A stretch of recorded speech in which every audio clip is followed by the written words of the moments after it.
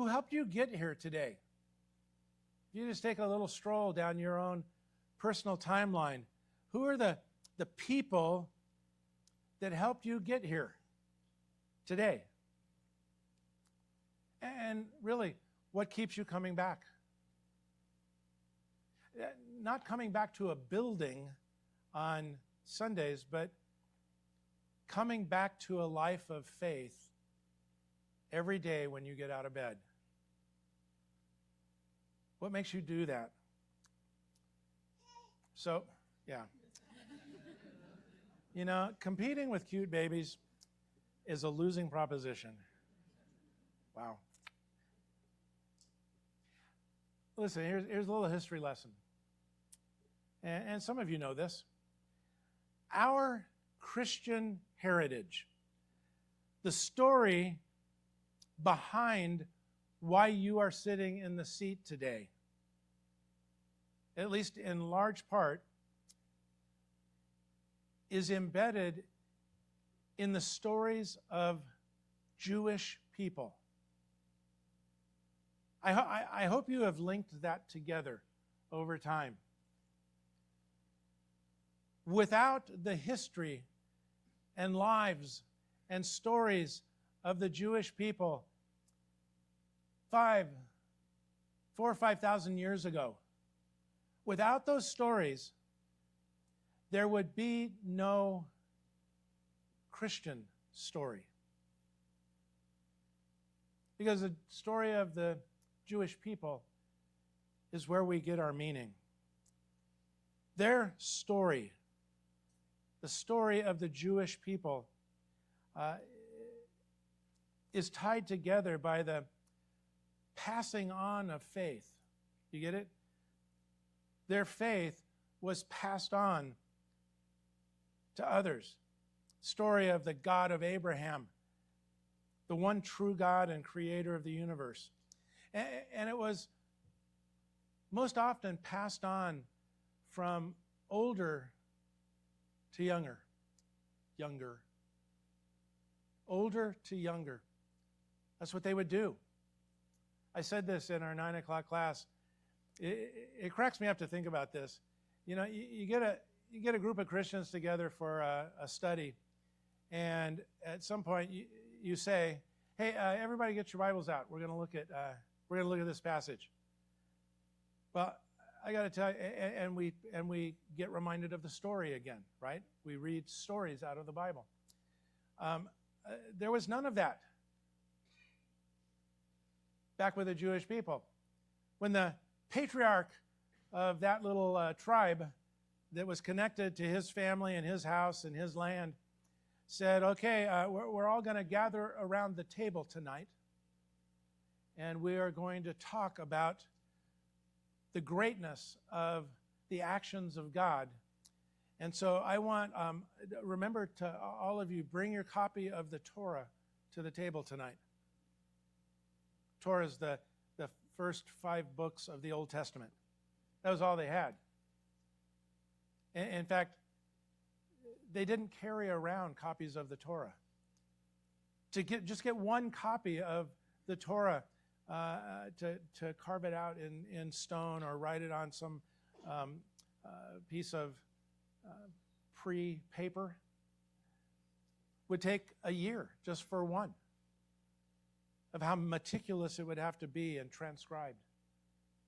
So no, they didn't say, "Go get your Torah." Hey, open up your phone. No. You know what they did around the table is Dad would usually start it, and you go, I'm going to tell you the stories of our people again, because I don't ever want you to forget our stories of how we got here, of who we are, of our identity as people.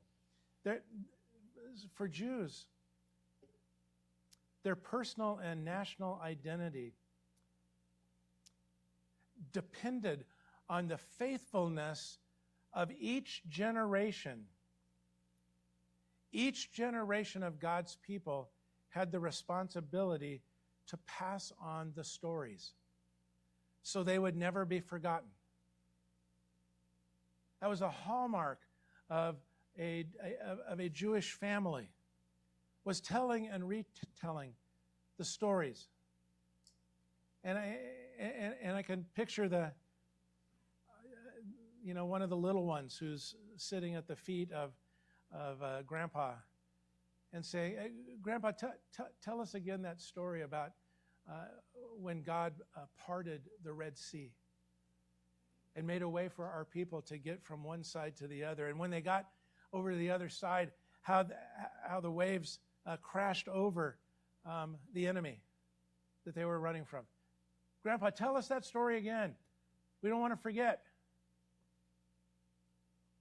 That's how the story got passed along. The history, the laws, the heart and meaning and identity of the next generation. And I need to tell you today, we are the last of those generations. We. The people that are alive now who have learned the stories of Jesus. If we don't pass those stories along, those stories die with us. This is not trying to induce guilt on anybody. This is to make sure we understand that the way that God works is not by picking out singular people and going, you're the preacher over there and you got to make sure they all know the stories. That is not how this is done. Where did it go? Oh, okay. I'm sorry. It was there and then it was gone. I thought, or maybe I looked in the back. Can somebody say what that is a picture of? Passing the baton.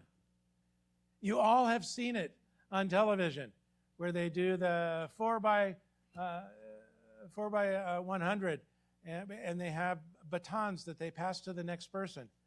And the most tragic thing that you watch in the Summer Olympic Games is a country that has picked their 4 fastest people, and they've trained all year, and they get to the race, and at some point in the race, somebody drops the baton. Game over. There is no coming back from that. The baton has passed. The link from one to another is gone. And that's why we need to talk about the reality of generations. Because the story of Christian faith, which ultimately ends and then begins with the death of Jesus on the cross and his resurrection from the dead,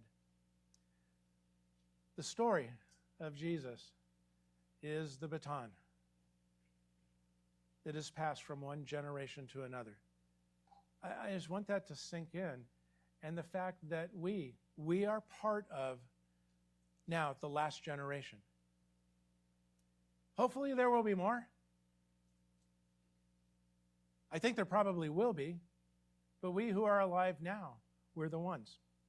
I want you to read this with me, not out loud, but it is a passage out of the Psalms. It is such an amazing thing that is said. Great is the Lord. He is most worthy of praise. No one can measure his greatness. Let each generation tell its children of your mighty acts. Then let them proclaim your power. Do you see the baton passing in how he writes that? Let each generation tell its children. This is how a life of faith becomes your story. Becomes your story by telling the story. Just like they did as they sat around the table in Jewish homes thousands of years ago. Now, I'm going to tell you this. I never, ever met either one of my grandfathers. And I only met for a short time with one of my grandmothers before she died. She lived nowhere near me. But I never, ever met either one of my grandfathers, my dad's side or my mom's side. I learned nothing from them. That's not a criticism.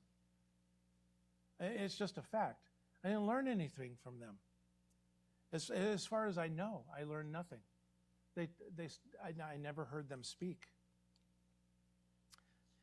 And what's interesting, what my dad's father passed on to my dad was he didn't talk much.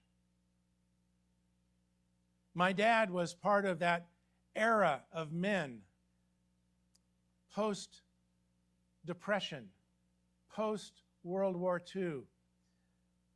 If you walked up to most any one of them, and that would be, my dad's age, they didn't talk. They worked hard. They taught me, my dad taught me values, but he didn't talk. And it wasn't until my father was on his deathbed that I got to fly out to California and spend time with him. So he was trapped with me. I just pulled up a chair and said, okay, Dad, you're running out of time. I want to talk with you. I have some questions about why I am the way that I am. I have some questions about the man that I've become, and how did you become the man that you are? And even on his deathbed, which lasted a few weeks, he finally communicated some things. The only thing that I knew about my grandfather, here are the two things that I knew. My grandfather, my father's father, played semi-pro baseball. Okay, any of you that are here, any of you that know me, know that there is a lineage of baseball in my family. Okay? And it started with my grandfather, who I never met. And somehow it got passed down through his son, to his son, to my sons. And I would imagine that in time, the lineage of baseball will be passed on to their children. Isn't that fascinating? The other thing that I knew about my grandfather is that for a period of time in his life, he was a pastor. Anybody looking at the connection of generations? Okay. I would ask my dad, I go, well, what kind of church was he in? And true Les Farah, that was my dad's name, Leslie. In true Leslie Farah fashion, he would go, I don't know. It's like, you didn't know what kind of church you grew up going to? No. Maybe it was a Baptist church. No, I don't know. It was that's about as far as we could get.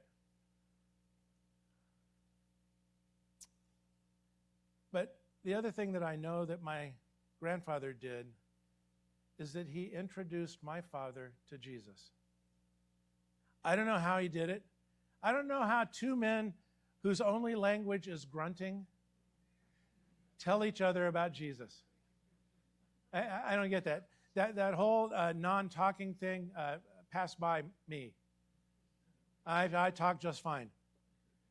But when you get two men who have never learned the art of talking, it's pretty funny. But somehow, my grandfather introduced my dad to Jesus. My parents were the first ones to tell me about Jesus. Wanda and I, my wife, we were the first ones to tell our boys about Jesus. That's what happens generationally. At least it's supposed to. I became a youth pastor when I was 18 years old. That was a long time ago. But that's when I started doing youth ministry as the love of my life. Do you know that there is nothing in the Bible about youth ministry? Youth ministry is a phenomenon that was created to meet the needs of a generation. But you can't go to the Bible and look at what are the characteristics of a youth pastor. What is a youth ministry supposed to look like in a church? No, you don't have it. It's not there. And so it was something that was created over time. So here's a little history lesson again. And look, I hope this is not boring to you, because this is part of your heritage. It is why, in part, why you are here today, along with all your other reasons. Youth ministry as a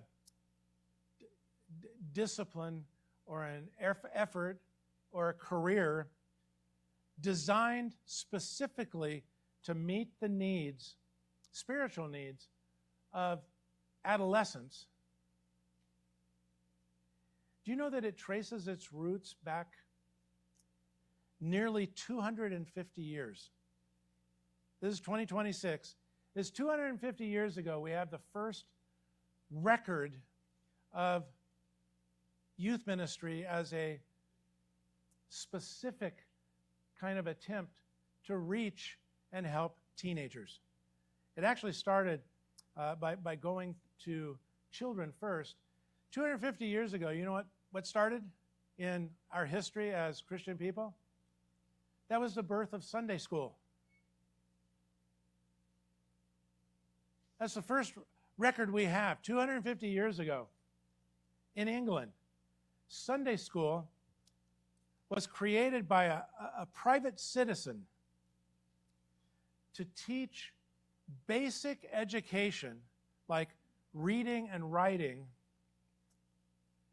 by using the Bible to teach those things to the poor children who worked 6 days a week and had no other time but Sunday morning for any kind of school. Boy, that's a day long gone, isn't it? But that's how Sunday school started, as an attempt to teach kids who had no other opportunity for school. And in the midst of it, they used the Bible. Sunday school, the idea quickly spread to the United States, and by the late 1900s, we're getting closer to you guys, the late 1900s, as public education became a requirement for all children, Sunday school shifted from a purely educational effort. It became a tool for churches to teach the Bible and to teach church doctrine to children who attended on their level, in words they could understand, taking into account adolescent development and the kind of characteristics that an 11-year-old has. And then they turn to a 15-year-old. But there was specific stuff that Sunday school was designed to pass on the message of Jesus to those kids. By the time I became a youth pastor in the mid-1970s was when I started, there was a whole world of teenagers who were becoming more and more rebellious against the culture that they were living in. They became more disconnected from the faith of the previous generation, both outside and inside the church. So with the growth of Sunday school and the rise of youth ministry that was happening in our country, and even the cultural shifts that continued, many parents, most parents probably, became less and less engaged with the spiritual development of their own children. And that responsibility became passed off to others to do it. I grew up in the era of, we need to get our son to Sunday school today so his Sunday school teacher can teach him about the things of Jesus. It's what happened in most homes. Not every, but in most.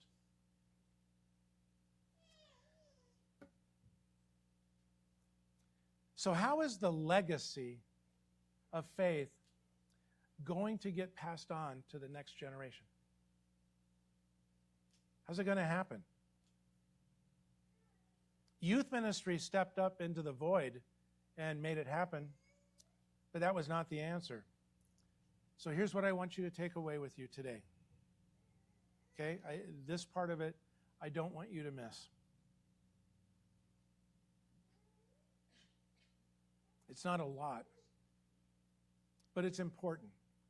And for some of you, it may be life-changing. I don't know.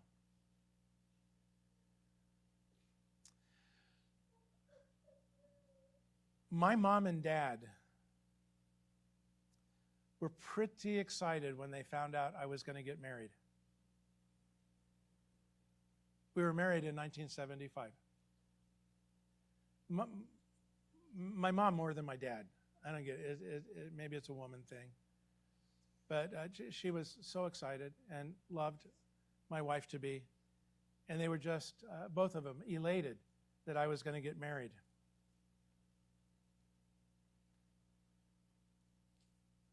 They were over the moon 7 years later when they found out we were going to have a baby. The comparison between their excitement of us getting married and their excitement of us having a baby, there was no comparison. Okay? And some of you who are grandparents, you know exactly what I'm saying. Absolutely beside themselves. And when they found out we were going to have a boy, it was a dream come true. Let the party begin. I don't think any of you know why it was so exciting for my parents to have a baby boy in their heritage. Well, if you were listening to my story, you might. I am an only child from a really small extended family. I had no male cousins with the last name Farah. Are you picking up on why this was so important? I was the last of the Farahs. I was the last of anybody on earth that was a Farah like me. There may have been some other Farahs, it's kind of a weird name, but they weren't these Farahs. Without us having a boy,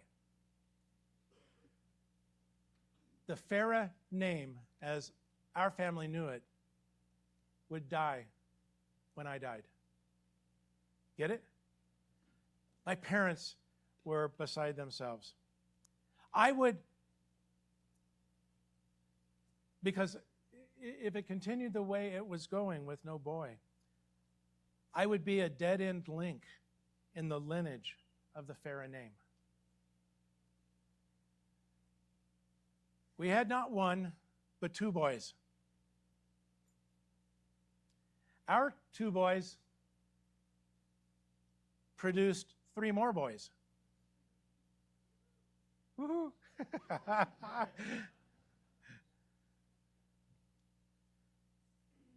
Now there is a chance for future generations of Farahs. Do you get it? Do you get how exciting that would have been for my parents to know that that was going to happen? So here's the deal. Just like that story, most modern Americans, I think,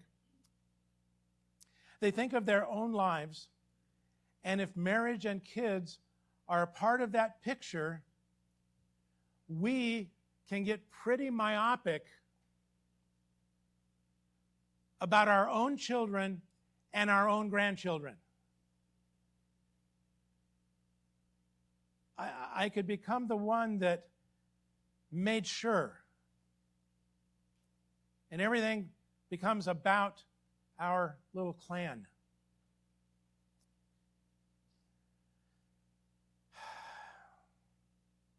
But God thinks in terms of generations, whole generations.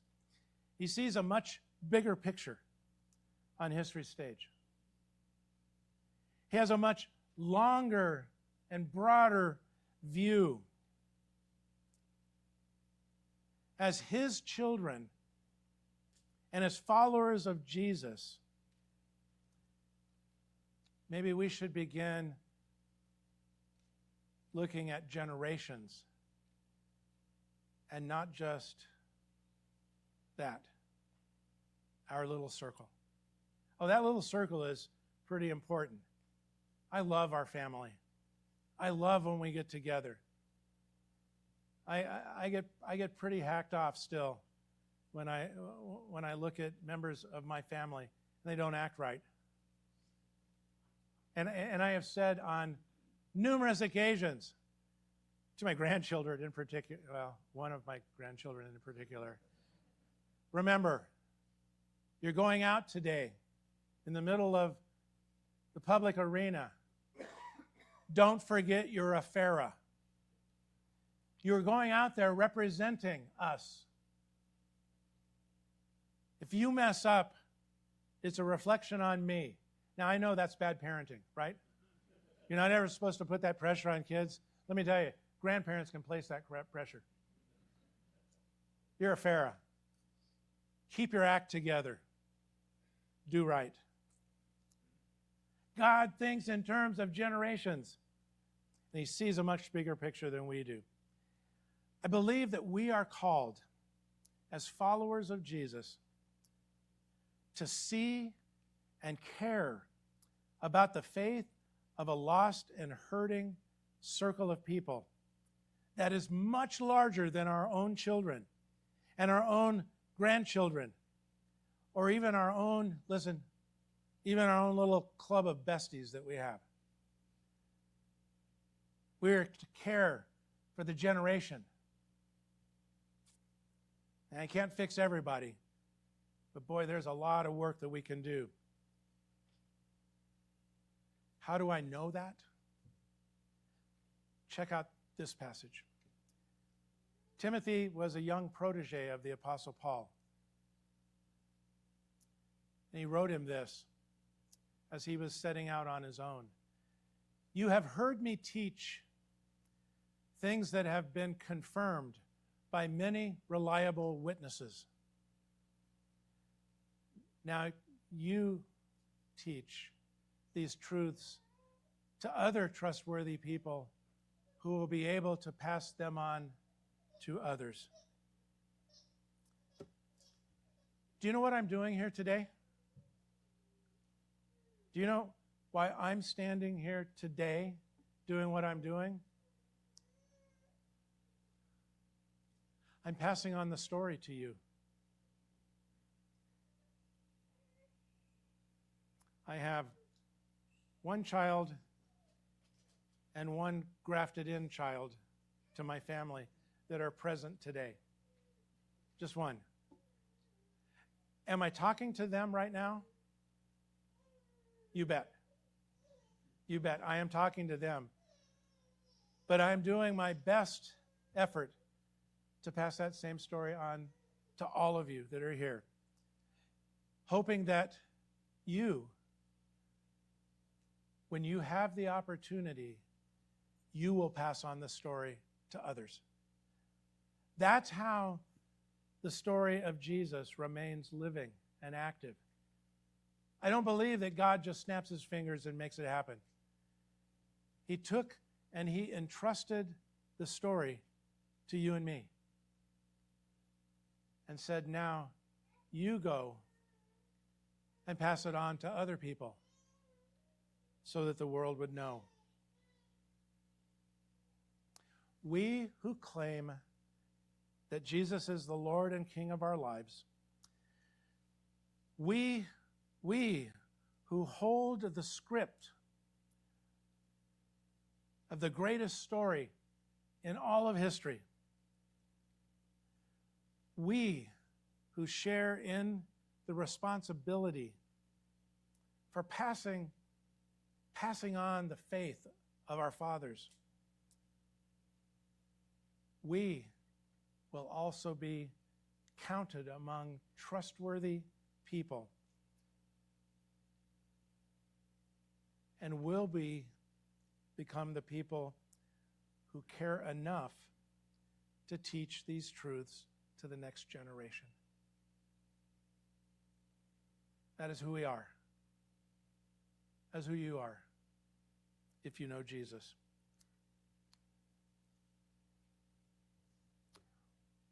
We, and this is more for people who are new here today, we share together in communion. It was an act that Jesus taught to his disciples on the night before he went to the cross and died. He said, you take some bread and you take some juice. And in that, you know what we're doing when we drink the juice and we eat the bread? We're remembering the story. That's what we're doing. We have this opportunity to remember the story. And I want to add one other thing that you get to do. Remember that you are part of the last generation. And remember your responsibility to take that thing that means so much to us and be willing to pass it on to others. Communion reminds us that we are all in this together. These guys are going to get up right now and grab the trays that are in the back, and they're going to begin passing out the bread and the juice. It is in 2 little cups, one stacked on